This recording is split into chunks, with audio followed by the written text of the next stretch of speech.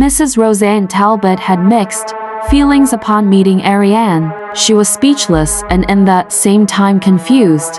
What brought you here, Miss Hicks, and what do you want from Monique? I already met my sister at the office and there was no filial reaction from her. I was just a stranger to her, which I believed she had an amnesia as I was told. Generalized amnesia, my dear. She forgot her identity, where she went, whom she was running from, what they did to her. She lost her life history, which was why we decided to take her in as my daughter. Ariane felt very sad about her sister's condition. Please tell me what happened to her. I want to know and I have the right to know, please. After knowing what happened to her, what then, Miss Hicks? Roseanne, don't forget she was Monica's sister. She has all the right to know. Just tell her what really took place during her ordeal. Then we'd talk about Ariane's decision. My husband, Rufus, and I were getting ready for our vacation since Mr. Henry Morrison flew to London on a business trip with his wife, Mrs. Celine. Mr. Joe Stanton was left behind to take care of the villa and Monica. But as we were busy packing, we heard some commotions in the villa. There were screams from the house staff ladies and yelling from men, so my husband ran to see what the ruckus was all about. As he peered behind the walls, he saw one of the guards hiding, and he told Rufus that Joe was knocked out and tied down with guns aimed at him. The guard hiding from the attackers felt so frightened seeing everyone, including Joe Stanton, held captive, and he didn't know why those men made a forced entry and threatened everyone with guns. But as he was hiding, some of the attackers found him hiding, and the young guard was forced to fight them, only being beaten up as one of the men pounced him with a bat, leaving him unconscious.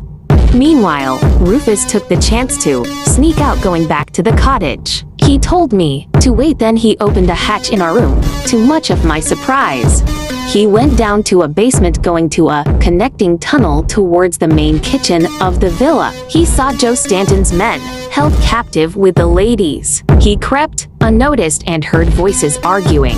Rufus heard Stanton's voice, but the other man he couldn't recognize. They were arguing about taking Monica with him, which Stanton refused. Then my husband heard and felt that Stanton was being strangled as they fought. Then he heard a gunshot. As Rufus thought of running away, thinking that Stanton was the one who was shot, he felt so shaken.